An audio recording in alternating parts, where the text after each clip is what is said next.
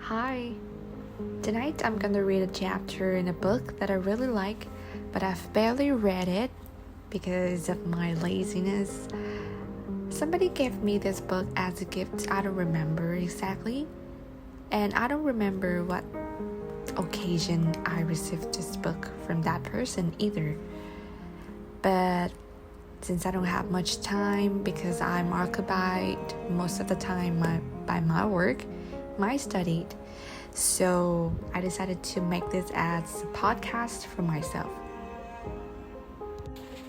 So the book is called Something Else to Smile About, More Encouragement and Inspiration for Life's Ups and Downs by Zig Ziglar. That's the author. So the chapter is called Where There's a Will, There's a Way. Mountaintops inspire leaders, but valleys mature them, by J. Philip Everson. Dr. William Bill Ross was truly one of a kind and was known for his sense of humor and his zest for life. He had an exuberance for living, a love for medicine, and a concern for his patients that is seldom equaled. Dr. Ron Anderson of Parkland Memorial Hospital said when one of his patients died or got sick, it hurt him, but he also celebrated with them when they recovered.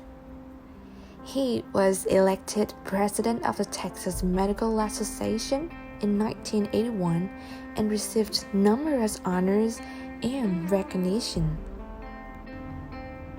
He received his undergraduate degree from Stephen F. Austin University and worked his way through the University of Texas Southwestern Medical School at Dallas by selling watermelons.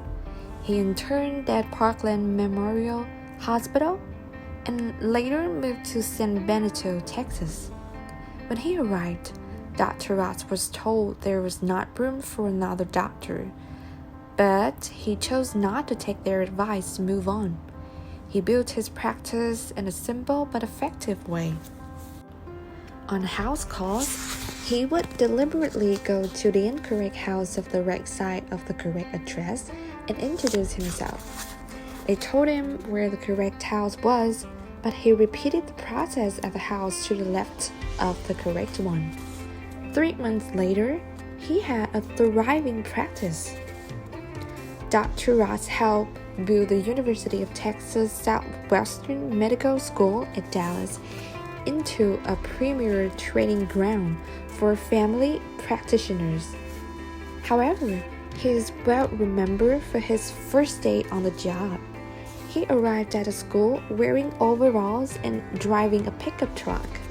Later, he said it was like two culture shocks, theirs and mine.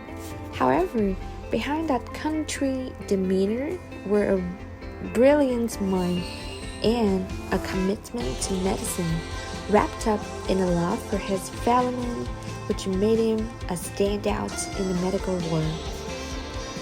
Come to think about it, the qualities I just identified will be useful to anyone, whatever their profession.